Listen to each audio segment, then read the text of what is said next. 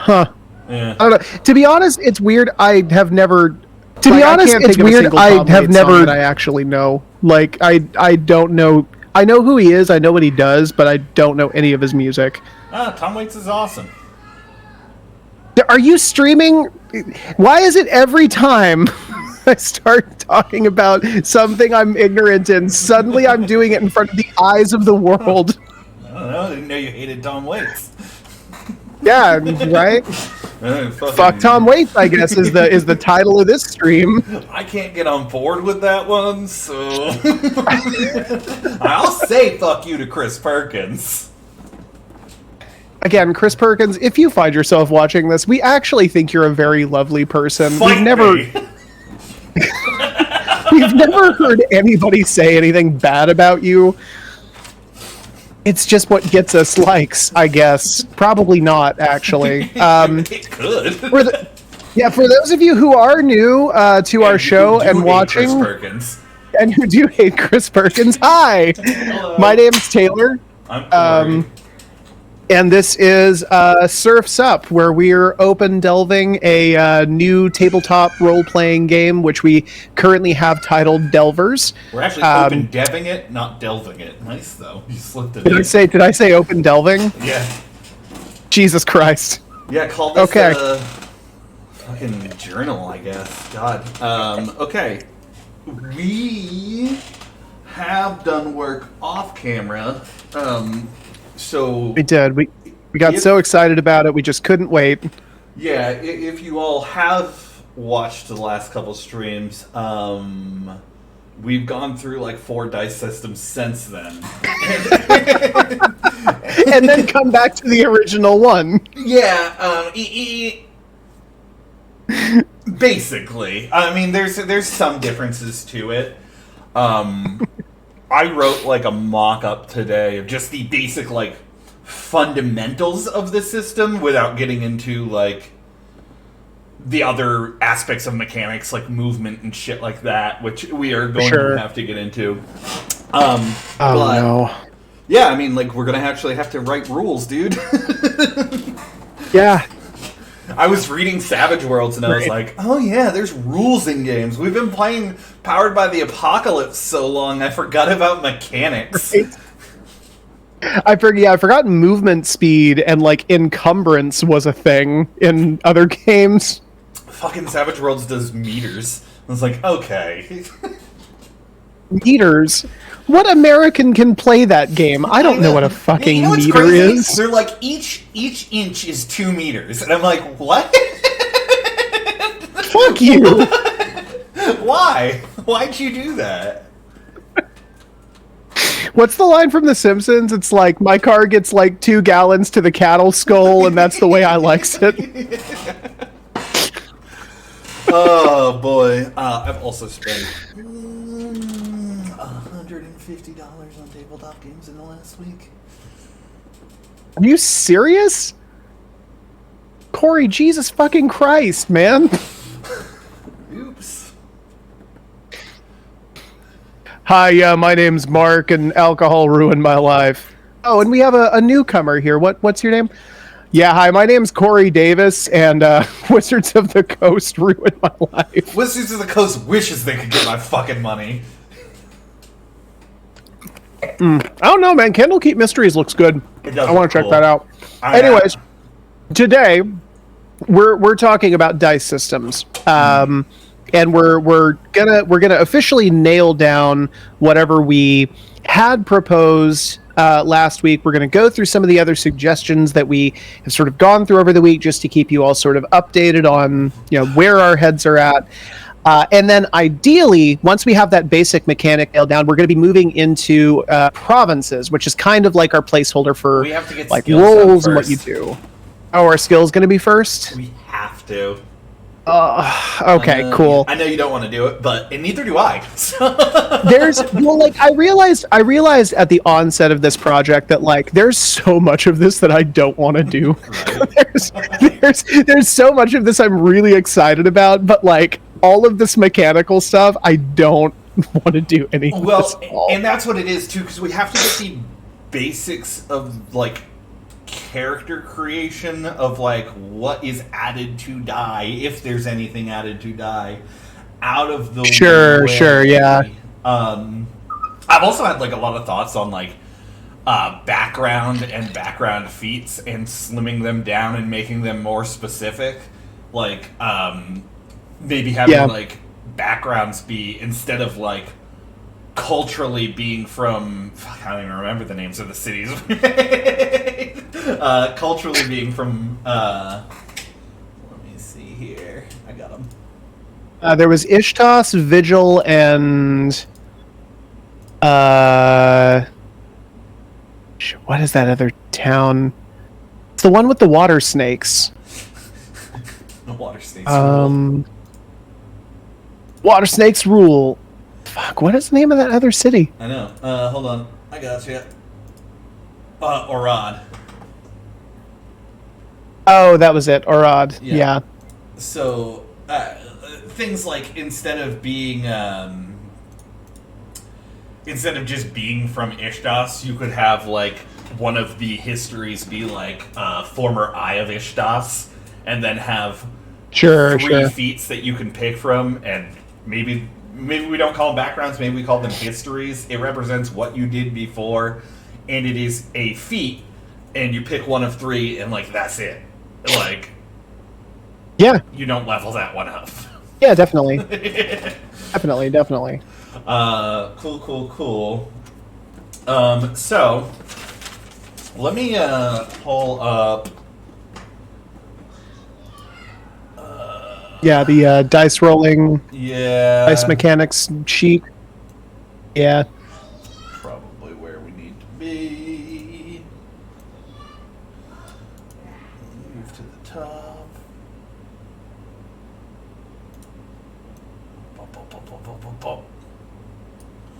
All right. So, dice mechanics outline. I'm gonna let you type because I have some reading to do, and like much by of my, all means, that is fine. like much of my fucking lunatic writing, this is our design philosophy. I'm starting to feel like a goddamn crazy person with the amount of scrap. Yeah, I get.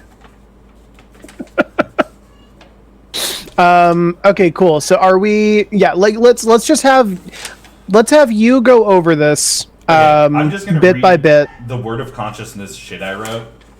So good luck. Okay, wait. What is this for? Is this like, or should I just title this under basic dice mechanics, or just title it basic mechanics, then we'll go through and pick out what we need. Okay, cool. Sorry. Go for it. Let's fucking do this. Yep. Okay, so I'm just going to start off where I started, which is probably not a great starting point. Passive versus active feats. Passive feats are always on and have a permanent effect. Active feats are maneuvers or situational actions that you can perform or engage in. They are tiered, and that tier is costed by character resources, i.e. action points, modifiers, which I like the idea of calling modifiers action points. I don't know, we'll see. HP, armor, etc. Most frequently, modifiers. So the idea is, and we talked about this, is that the modifiers are going through like 3 different filters. So they are likely going to be high if we just take, unless we do the abstraction that like Pathfinder does, D&D does, where it's like a 16 is a +3, yada yada. If we just do straight amount, they're going to likely be high. Right. So with that in mind, you have high modifiers. Use them. We encourage the use of these things. Because the modifier is so high, using feats which have situational effects, with again talking about the idea of like walking that knife's edge, I think it's part of that design philosophy. Utilize your resources. And Savage Worlds does this a lot. In Cyberpunk, I've been reading both of these games, does this a lot. Like, Cyberpunk has luck points, Savage Worlds has bennies. These are things that reset every game. Use them. Like, it makes the game exciting. And I think when we're talking about delving, we're talking about running from these monstrosities, these puzzles. That's that action orientation, right? Utilizing resources, keeping things active, moving towards or away from the unknown.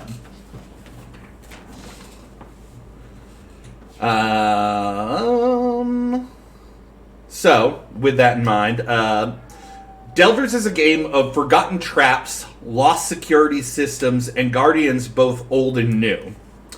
It is a game where the odds are stacked against you, represented by situational, positioned, and extraneous negative modifiers. This was the other thing. By having negative modifiers stacked by the GM, it's going to make it's a way to balance the high modifiers that we're throwing down. I also think it makes sense for the game. Like, you're going through these delves that are difficult to maneuver through. Additionally, this was a new mechanic idea I had. Delves have secrets. So, we were talking about using a dice pool, and I think I've figured out the amount of dice. You roll 3D, and this is where it gets confusing. We have to decide... Wait. What are we rolling for right now? This is caravan resources? This is just straight up... This is the rolling system right here. Oh, okay, go ahead. You're going to roll... This is the dice pool. Your 3D, 12 or 20. It has to be one of the two. 20 is a lot swingier. We talked about this. 12 being a lot tighter. I think it's got to be one of those numbers. You go down much further, and it's just, with the modifiers we have stacked, it's like assured hits. Yeah, for sure. Extraneous modifiers. Additionally, delves, so with this in mind, have secrets that can be spent against you. So my idea here was like pre-planned things in the delve, whether it be a trap, a negative situation, a monster that does it, like Deadlands has wild cards that like roll wild dice too. This is a adjacent idea. The idea of these secrets take one out of your dice pool or take a dice away from you. So like instead of taking your two highest, it makes it so you only take your one highest. Instead of rolling 3, you roll 2. This is something I think we can play around with feats too, is playing around with the static dice pool number. By adding dice to it, you're going to increase the chances of a higher roll. So, right. So, in other words, what you're saying is your dice pool starts at 3d12 or 3d20. I kind of like the idea of a d12. I feel like that's not really used that much. I do too. I'm just worried. Yeah, we'll talk. Yeah. So basically, it starts at a 3d12, and then whatever your modifiers are, like for your province or for your background or your history or whatever, that adds not to the total number that's rolled. It actually means that you roll more dice. So if I have like a 2 total modifier, then I'm not rolling 3d12 plus 2, I'm rolling 5d12. Well, it increases the number in the dice pool, opposite. Right? So that is what we were initially saying, and hear me out on this. Once you get into too high of dice pools, it again moves away from the design philosophy of we want this game to be difficult. Right. If we use these high modifiers to add to the dice pool, we're going to be, first off, messing around with this dice system a lot to try to figure out what's going to work right. And it's going to make the game easier. So What if we just started with a smaller dice pool to begin with, well, like so 3d12? This is the issue. When we're looking at actual dice pool systems like Shadowrun, they don't do accumulative rolls, which is what we're doing. What they do, what Shadowrun proposes, is 5s and 6s are hits if you roll this Right. many hits. So what we're saying is take the 2 highest. So this is why I propose that the static dice pool, the base dice pool you roll, is 3d12 or 3d20. You take your 2 highest. And then you add your modifiers. The modifiers being the accumulation of your core relevancies, your skill, and your attribute. Because that modifier is so high, we utilize our feat system, which is tiered, as costs. So if you want to use this feat, it costs 3 of those modifier points. Or I like the idea of calling them action points. I don't know how you feel about it, but I like that. Yeah, modifiers. Let me just put a note here. Action points. because I also think it kind of sells them as a resource more than just a flat modifier.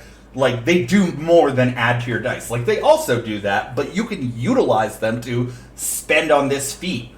Or maybe help out. Like, that could be a cool system for helping out, utilizing your action points. But, so what this does is, like, now we get to shrink that modifier by making other extraneous cool shit happen that could be useful to the group as a whole, or maybe useful not in necessarily what you're doing, but could provide benefits if it does happen. Okay. It also solves the issue of us trying to figure out fucking dice pools for...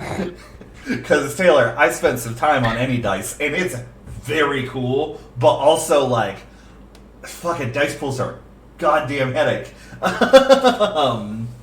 Yeah, for sure.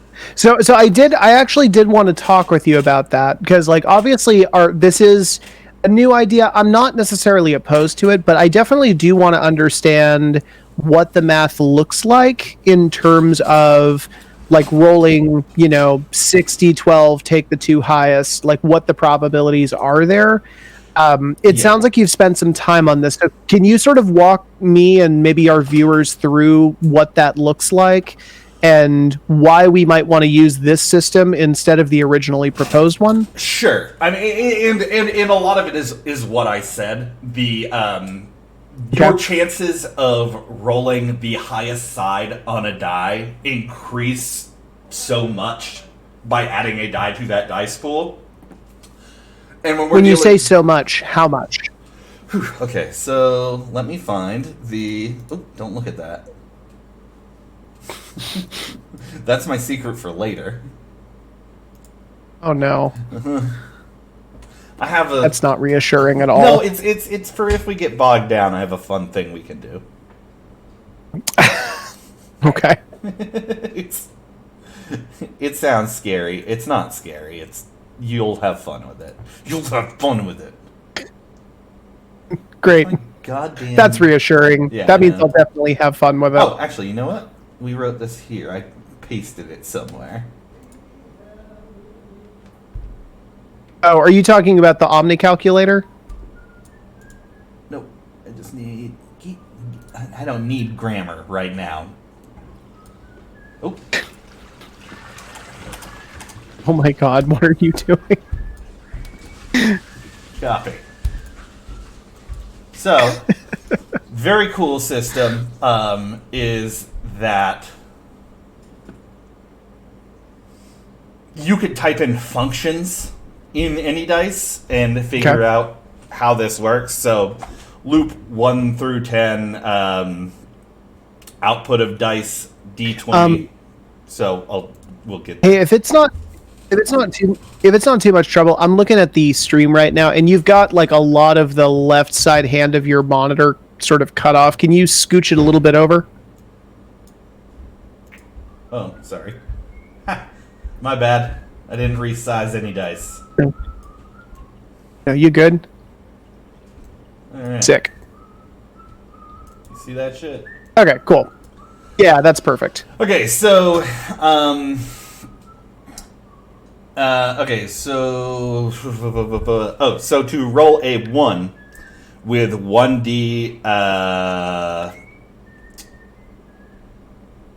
Sorry, I gotta rethink about. I did this in a haze the other day. Oh, right. So you have about a 5% or a 0.05% chance to roll any number, or a 0.22% chance to a 5% chance to roll any number. If I roll 1d10, yeah, a 5% chance to roll any number. As we increase that dice pool, we do it up to d10. Like, it goes up to a 40% chance to roll any number. So by adding dice like that, we go from like, we add quite a bit of a surety that you're going to roll the highest number, you know? Hang on. So rolling 10d6 means you only have a 40% chance of getting a number? Of rolling, actually, it's rolling 10d20. You have a 40% chance of rolling any number. Okay. So so maybe I this might be just one of those moments where like I don't have a good math brain, but like that sounds to me like not a great chance. Like it's not even 50-50. And that's like assuming you have a massive dice pool of like 10 dice. Well, is that a better chance than it sounds? Yeah, 40%'s pretty high. Like it's Mm-hmm. especially in games like this where you are rolling a lot of dice, like the chance that things are going to go right 40% of the time, and that's not even going right, because you're just looking at it like if we're rolling getting a 20, but there are a lot of other numbers in the middle there of that d20 that would accomplish the same goal. So it's... Oh, I see what you're saying. Okay. Yeah. So this is the possibility of rolling literally a nat 20 right with one of those 10 dice. Sure. Yeah. So it's going to be higher even on a d12 just by the nature of having fewer sides, and it's even higher than that when you take into account that like if we set like the DC at 8 or whatever or 9, then that's 3 times. Okay, yeah, fair enough. That is all the convincing that I need then. So yeah, then let's go with this new system here. Okay. Any dice is very cool, by the way. So what? Any dice is really cool, by the way, and they have a lot of articles. Like, I'm just gonna chill for them for a little bit. They have a lot of articles about mechanics, and they connect it to how their site works too, which is really cool. It's really intimidating when you first look at it because it's like, holy smokes! Yeah, I don't know any of this shit. But they also like provide the functions for what you're looking for right in there. So if you like want to make a game and you want to use a traditional dice rolling system, they have it listed here and how you would function that in, and then they have articles explaining them. So I don't know if anyone's interested in making games. This is a really good resource. I really recommend it. That's awesome. Yeah. Hell yeah. Oops. Don't look at my shit, Taylor. Congregation of the Void. Stop it. Oh no. Oh no. That's not good. It's fine. It's fine and you love it.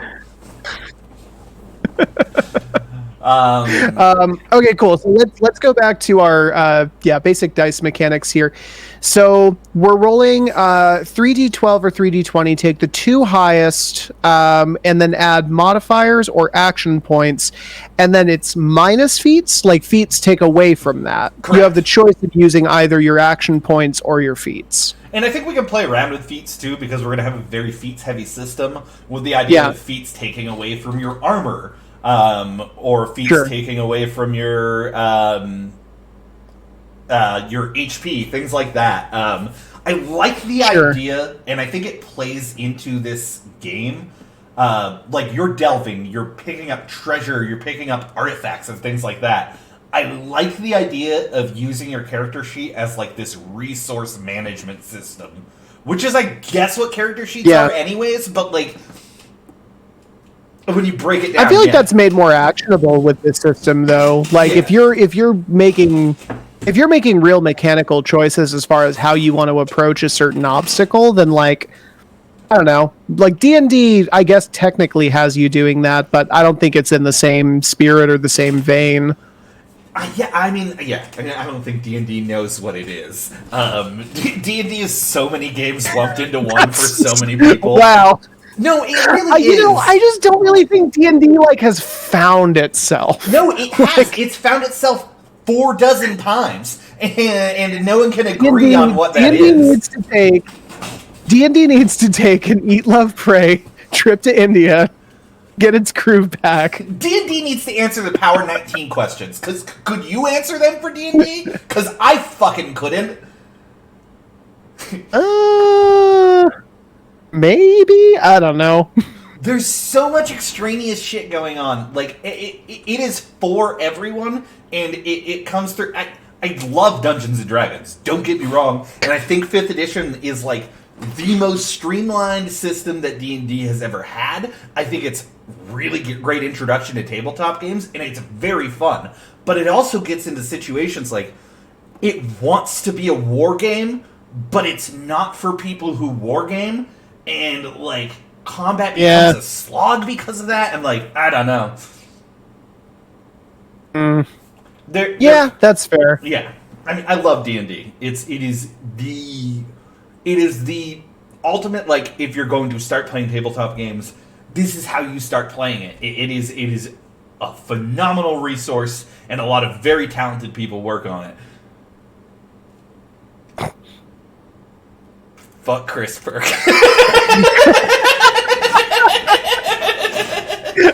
I was just waiting. I knew it was coming. I'm like moving myself into this position where, like, I have to be mean to him now, and I legitimately have nothing against Chris Perkins. He's a very talented individual, more so than me. Maybe that's where it's sponsored. Right. You have a job in the games industry, and I don't. Makes me angry. I'm automatically angry at anybody who gets to play D&D at conventions for money. Right. If you've made it to that plateau, you're my fucking enemy. Mainly because I want to do what you do. I want to have your job. Okay, now that I'm done being mean to you. Okay, so under these basic mechanics, I like what we have here. Do you think there's anything that we need to add? Yeah, I got a little bit more. Okay, yeah.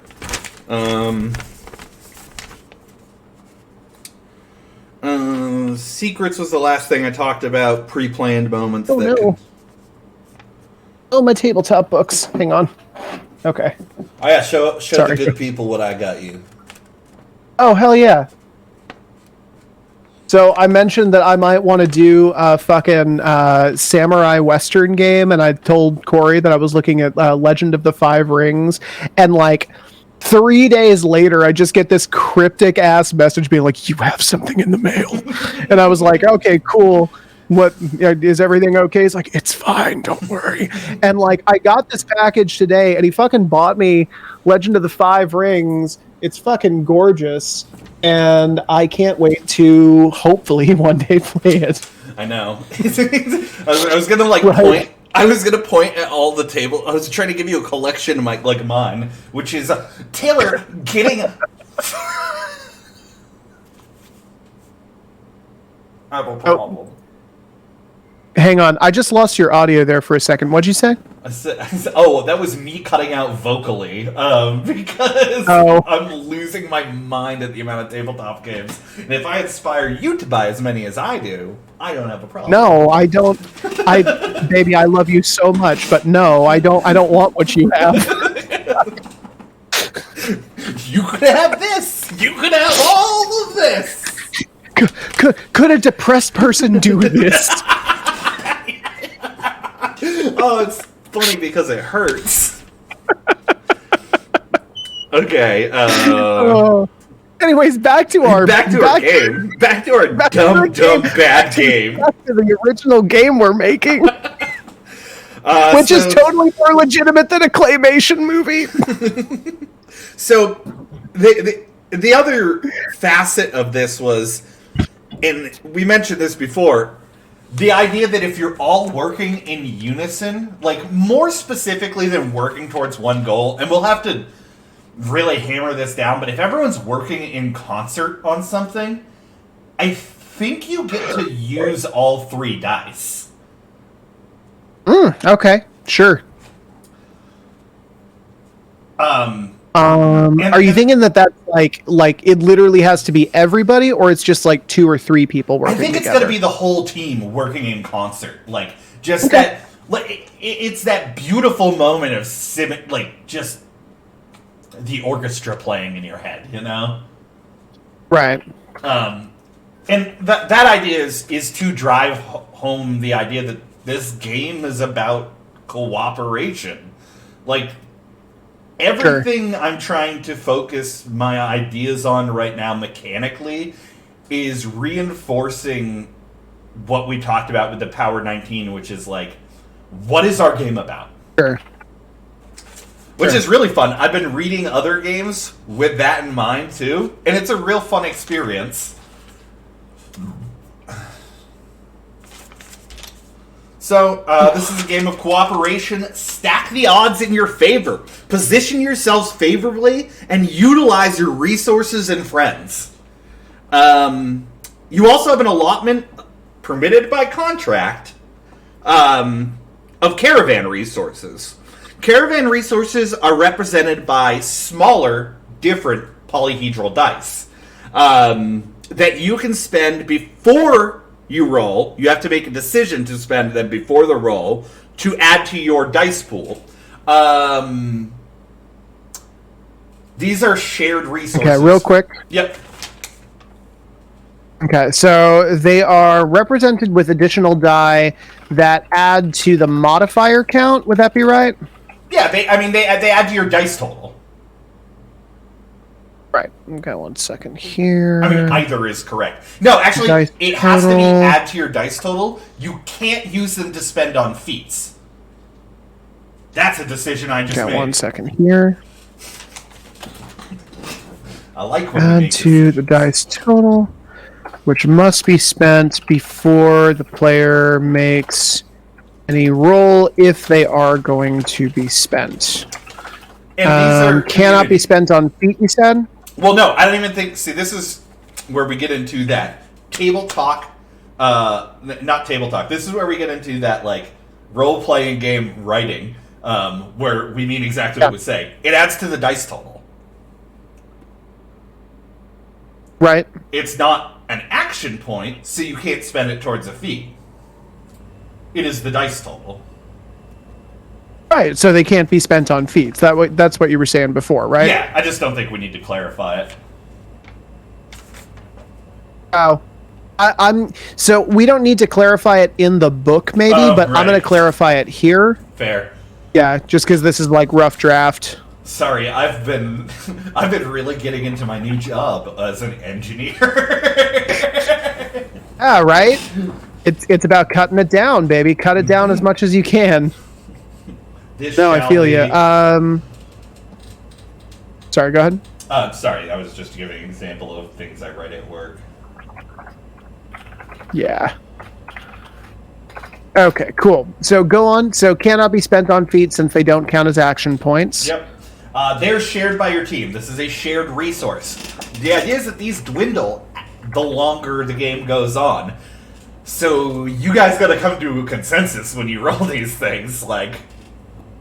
And I think this is going to actively encourage the idea that this game is not just about, like, your character. It's about those table talk experiences, too. Because we're fostering community not just in the game for your characters, but community with the players. Right. So... then I go roll 3D, whatever, take the 2 highest. Secrets of the Delve may or do die from your die pool. Just reiterating what I was saying. Usually everyone running in tandem. Add dice to this pool or tally. Caravan resources. Yep.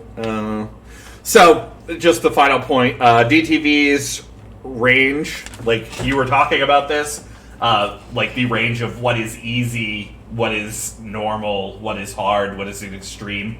I think Dungeons & Dragons does this a lot with, like, a 5 is an easy thing to do, a 10 is, like, something that's of an average difficulty, yada yada. We do have to come up with that range.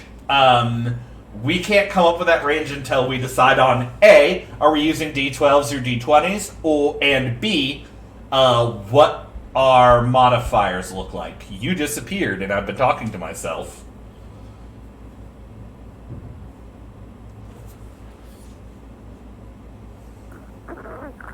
Hello? Yeah, can you hear me? Yep. Okay, there we go. Sorry, I lost you there for a minute. I don't have your video. My video's back up on Twitch. Sorry. I'll call you back. Okay. We got technical difficulties. We got technical difficulties. Okay. Am I on? You are. Okay, yeah, there we go. Sorry about that. Okay, so you cut out there when we were talking about dice mechanics. So I'm sorry to have to make you repeat yourself. What were you saying? So I was saying you were talking about having a range for DTVs, like of what is easy, what is normal, what is difficult, what is extreme. Sure. And like I compared it to other games that do that. And sure. You are correct. We do need that. However, A, we need to decide on D12s or D20s. Okay. And B, we need to work out skills and character creation to figure out what these modifiers are going to look like at base and through advancement before we can decide that. That makes sense. Yeah. Okay, well, so here's what we'll say. Let's keep D20 on the back burner. I think for now, let's move forward with a D12, since we both agree that's kind of what we want to do. And if it doesn't work after a playtest, then we'll look at it with D20s. I will say, we might need to be nebulous with it right now through character creation and advancement, because I think we're going to find out very quickly as we move through these things, okay, which it is going to be. Okay. And that's all. I also should say, and this is gonna fuck you up, fam. I think it should be D20s. Really? I know. Why? You dork. I know. It hurts me to say it. You just think it's you just think it's because it's just a bigger range? Yeah.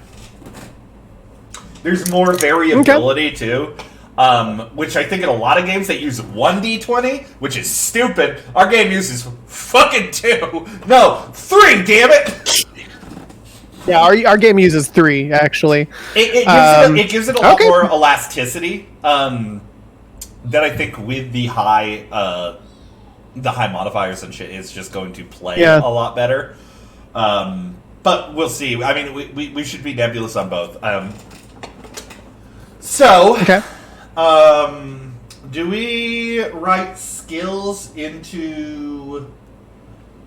Let's write it on the Scrivener, or do you want to keep it in the... I can move skills over to the Scrivener. Yeah, I'll move things over to the Scrivener after. Yeah, that sounds fine. For now, I think let's go with that. So, hang on one sec. I think the easiest way to do this is going to be to create...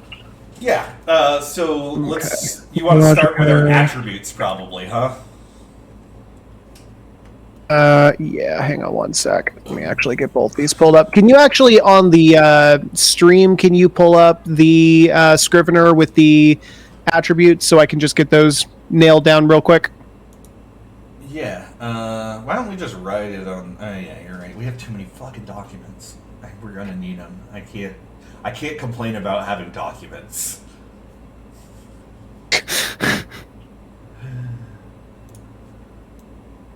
Okay. So, under Biologica, we have holistics, tribalism, obfuscation. God, we're nerds. Jesus. Okay. Electronics. Under Creatronics. These words rule. We have clockwork. Logica. And networks.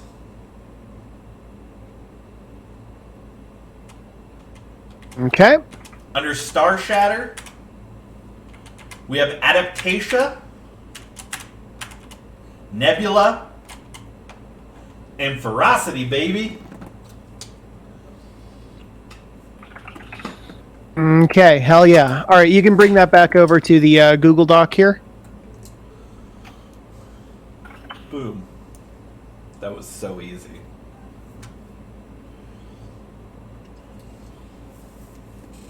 Okay, so what we were saying before, because we are kind of making this game, as far as design goes, sort of a game of triangles on triangles on triangles.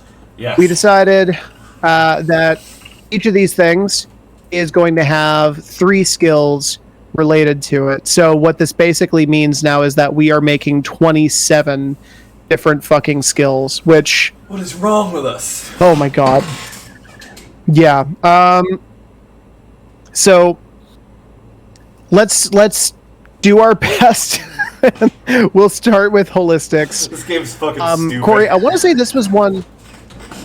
Nope. Come on, we're waiting through this marsh now. So Corey, holistics was something that you had proposed when we were deciding attributes. Yeah. What to you is holistics? I mean, holistics is interconnectivity between things, right? This is like what holistic means. I was thinking a lot about. Goddamn, can we start on an easier one? Christ. No, we can't. We're starting at the first one. We're going to work our way down. So holistics, let me ask you this, though, because it's not just connection between things, because like tribalism is a connection between like things in terms of people. Right. Do you mean like a connection between like beings and nature? Yeah. And I think I was relating it a lot to the idea of like wisdom, how wisdom often gets used. Okay. And like the interconnectivity between Earth or Gaia. Okay. Can we have a skill just be Gaia? Sure. No, I think actually here's what I am going to recommend is that when we make skills, let's make them as specific as possible. So I mean like let's have different skills for like in terms of holistics, like your knowledge of plants. And then there's one that's like your knowledge of wildlife. So like flora and fauna, I think would be 2 good skills for holistics. I think we have to, as specific as we do want to get into, we have to avoid the trap of knowledge skills. There is a reason why in every single game there is knowledge with a line drawn after it for knowledge of blank, blank, blank, blank, blank. Oh, no. I didn't say knowledge of. I said a flora skill and a fauna skill. Okay, so what does that mean? So I think that one of the things that I think it can mean anything having to do with flora or fauna, right? In this way, maybe we can make the game something that is very technical, but also something that gives players and what did I call it? The archivist? The archivist wiggle room. Yeah, and I do like wiggle that, room but to do that. We also have to think within the aspect of, like, a fucking shitty gamer. Sorry, everyone, I am one. So I'm allowed to say that. Sure. So basically, what you're saying is if we have, like, somebody who's, like... Well, I make that plant, they have those vines attack him. Yeah, right, exactly. Like, I think fauna's great. I don't know. I think we should write down fauna. Here's the thing. Here's the thing, right? In terms of these issues, and like they are legitimate concerns, shitty players are going to be shitty players no matter what game they're playing. You can spend all of your time and energy trying to guard against shitty players, but really all you're doing is you're just giving them more of what they want, which is a challenge to exploit the rules. Then let me throw something at you instead of fauna or flora. Okay. Fauna I think is great. Fauna I think works really well. Okay. How about like something in the realm of alchemy over flora? Hang on one sec. So we have clockwork, logica networks, adaptation. Do you think what about like, because I would see alchemy as something like nebulae, or like maybe you had a different idea for something along those lines. I think I think alchemy nebula is utilizing the I mean, maybe it is. I like the idea of utilizing the natural resources to make like potions and things like that. Okay. I think that could fall under Biologica, whereas like, because I get what you're saying, totally. Like it is the inherent magical nature of things, right? Sure. And balancing them. Maybe alchemy's the wrong word then. Horticulture. Horticulture. we cannot. Can we have a corn skill, please? I just want a skill that says corn, and players can do what they want with it. Botany might work because like medicine could fall under botany. It could. I think that's like my only criticism is I think that it has kind of the same implications as flora. Well, I think that it's not different enough from flora to replace it. Like I guess I was like specifically thinking about that idea of like, oh, I'm gonna make those vines attack him. Botany doesn't do that. Like pretty clearly. I guess not.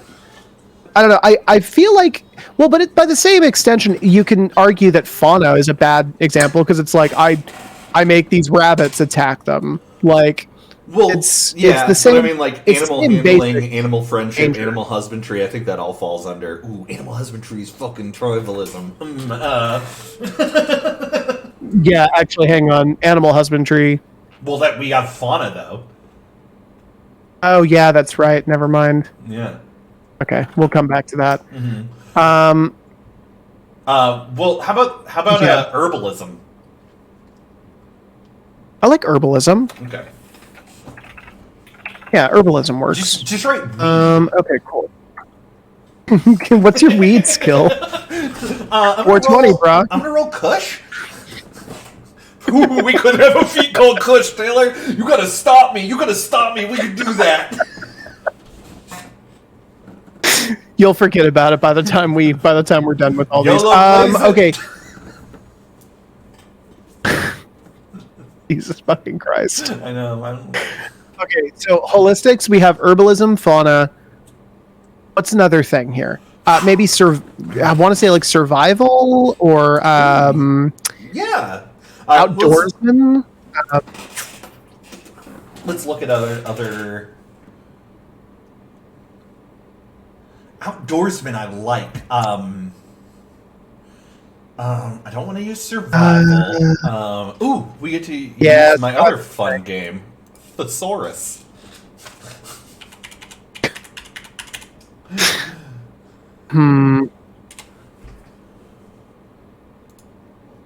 Like tracking, like that's what you had in mind, right? I would have said. I see. I would have put that. I would have used fauna for that for sure. How about no? Stalking doesn't really work. I mean, it does, but it only. Yeah, we're getting. We're getting too much into stealth there. I think. Yeah. Now it needs to be something more to the effect of like,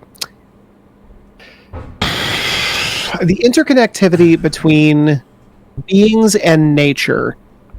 So it's your understanding of plants, it's your understanding of animals, it's your understanding of environments. Traversal. Right? Not just the plants that are in them.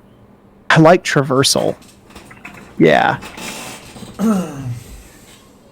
Hell yeah. Okay, cool. 3 down. Tribalism, agriculture, Okay. damn it, animal husbandry, damn it. I didn't even think about it. I was like, yeah, that sounds great. I know.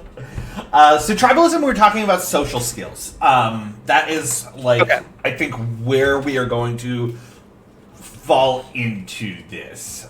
Sure. Obvious one, maybe? Speech? Mercantilism?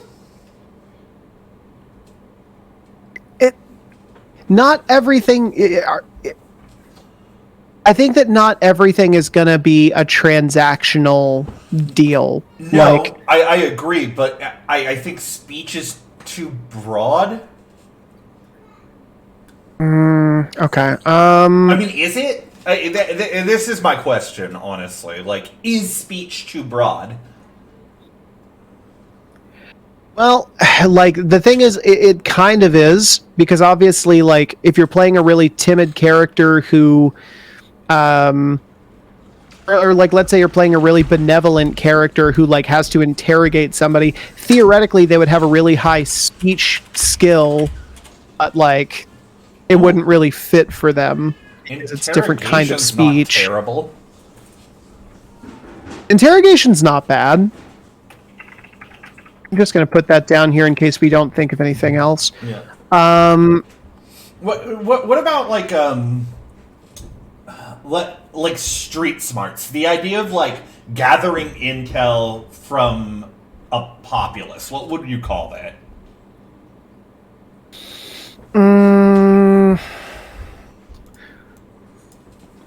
Is there a grapevine skill? Word on the grapevine is... And it could be. I don't hate it. So let's like look at. I think another thing we have to bear in mind here is like, look at the words we've used so far. Yeah. Is grapevine too folksy for that like milieu that we've established? Yeah, I think it is. Yeah. Like when you're talking about like obfuscatia, and then it's like grapevine. Grapevine. Dun, dun, dun. Word on the grapevine is no. Well, so Word around town. let's think about that in the.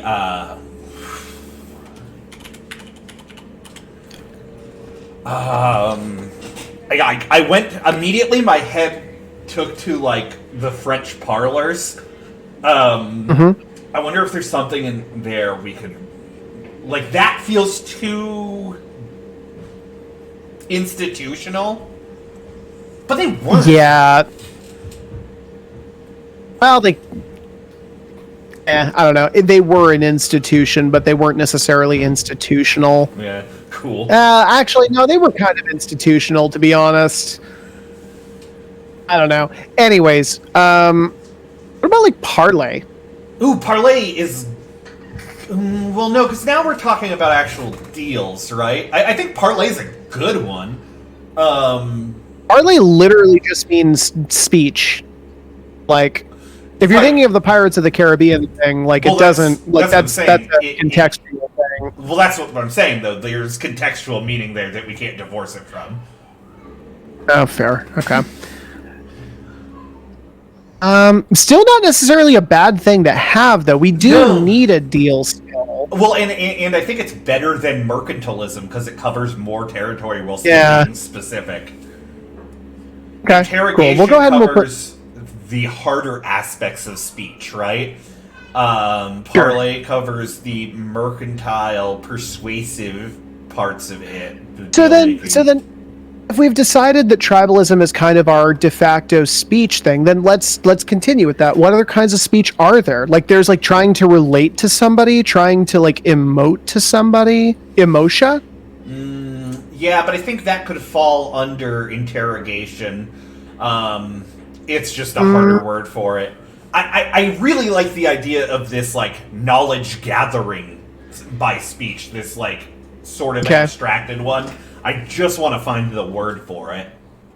I wish grapevine worked. Okay. What about, I'm thinking of, like, reconnaissance or... Oh, reconnaissance isn't bad. Reconnaissance isn't terrible. It doesn't have quite the right effect. Yeah, it feels... And this is where we're talking about, like, a weird sort of speech. Like the feeling our words evoke. Survey, exploration, observation, investigation, examination, inspection, probe, scrutiny, scan, patrol, search. Inspection or probe kind of fit. Inspection I sort of like. Inspection. Yeah.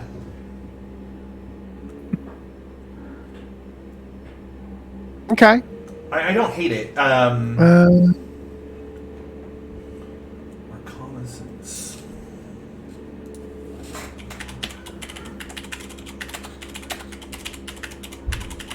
Shifty? What the fuck is shifty? A look or reconnoiter, especially a quick one. I'll take a shifty around the wood while I'm about it. Can we do that? We want the opposite of that, though. It's I don't like shifty, though. It's a good word, but it doesn't fit what we're doing specifically. Damn it. Fuck this game, I quit. Maybe we could just fucking make reconnaissance work force it into our Reconnaissance. There. Reconnaissance. Well, reconnaissance sounds like a medicine you take.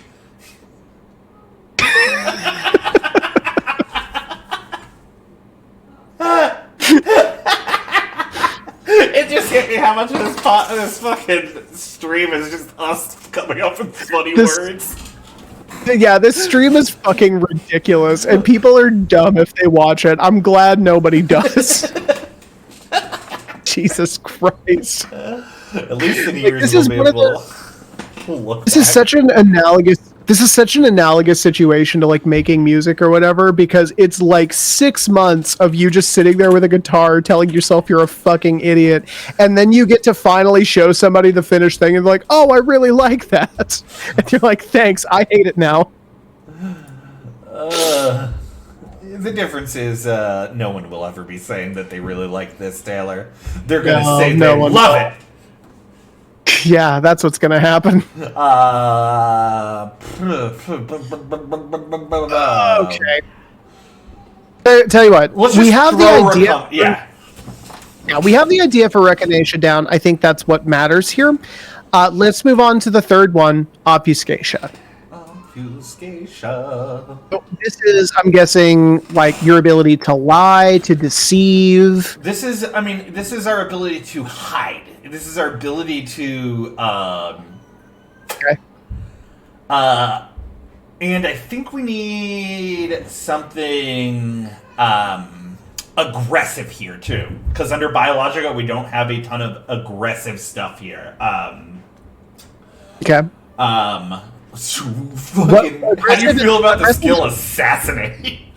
Hang on, aggressive in what way? Like you're hiding, but it's aggressive? Like damage dealing.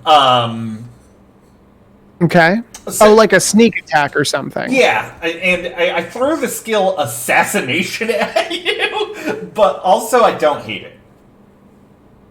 You know what? Here's how this is going to work. Yep. We're going to put stuff on, and if we come up with better stuff, then we will replace it. Yeah. So assassination. Skullduggery! Skullduggery! Skullduggery fits our words! I know I've heard that word, and I feel like I know how to use it, but I don't actually know what it means. What the fuck is skullduggery? Skullduggery is like Exactly, it's underhanded or unscrupulous behavior, trickery. I'm talking about skills like sleight of hand. I'm talking about like lock picking. I'm talking about like that's skullduggery. Okay. Also, it like fits our vibe so well. Oh, it's one word, dude. There's no hyphenation. Oh, is it? Yeah, it's a kick-ass word. Well, that just there you go. That. Okay, what do you think about like a conceal?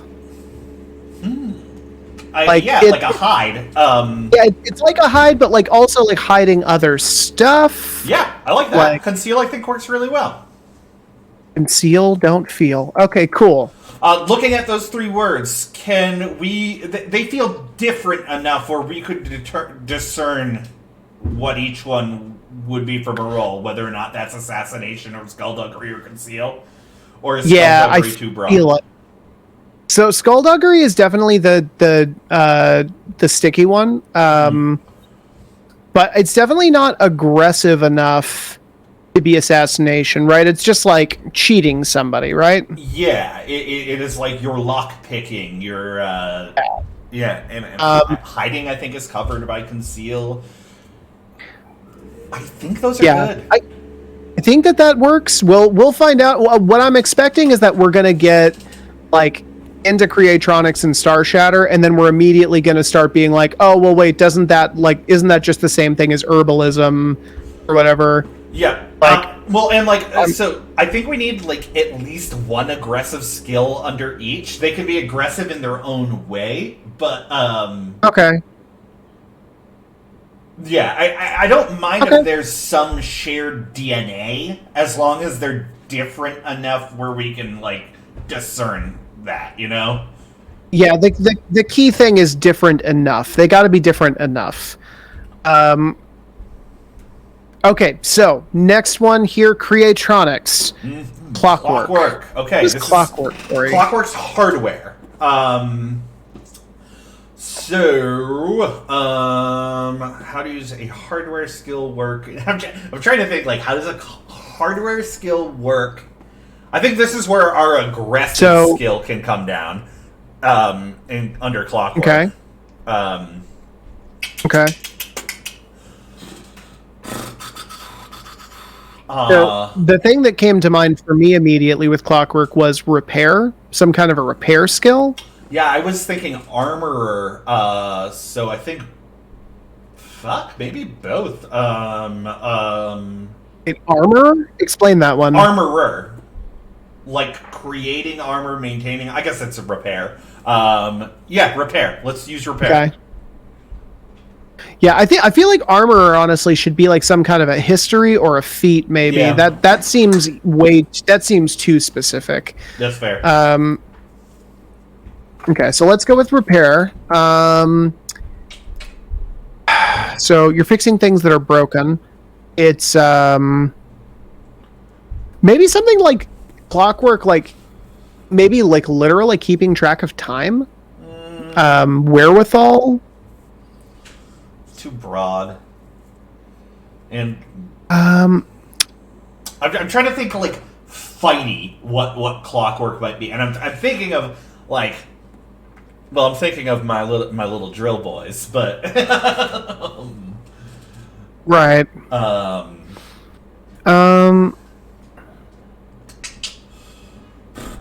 I'm trying to think. How about this? It's not explicitly fighty, but it definitely has a lot of uses in fights.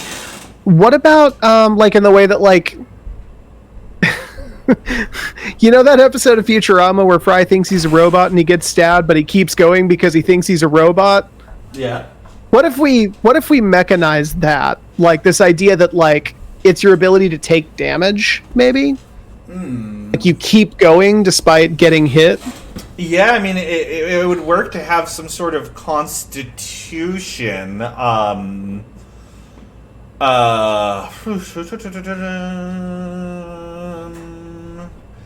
Trying to think. Like resistance to damage or soak. It plays into that armor milieu. Maybe hardiness. Okay. Yeah, I like hardiness for sure. Okay. Repair, hardiness. And I'm trying to think something for. We have something for fixing, something for blocking. Now, like, what's an attack with it? We have utility, attack with defense. Yeah. see, I don't. Or maybe it's the wrong thing to think of.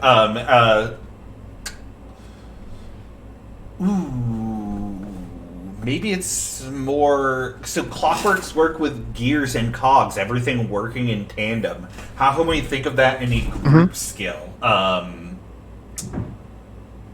Oh, what if it's teamwork?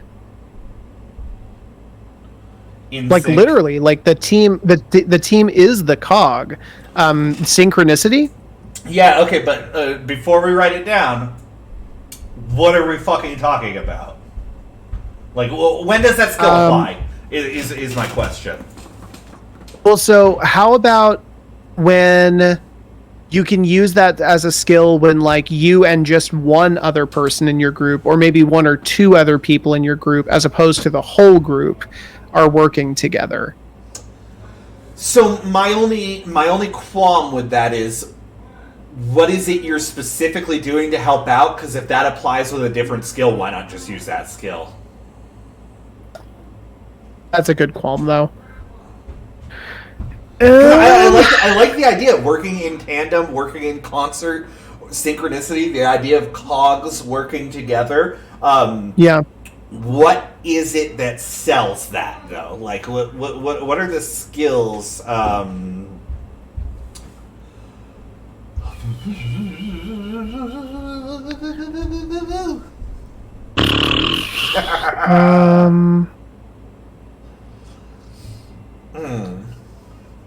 Tell you Welcome what. to Surfs Up, where you get to watch Corey and I go for Tell you what. Let's 10 do minutes. let's do a bio break. I'll stop the stream. We'll come back with reinvigorated heads. Okay, sure. Why not? It'll help to stand up and like move around. All right, we'll take a break. All right, we'll be back in 5 minutes.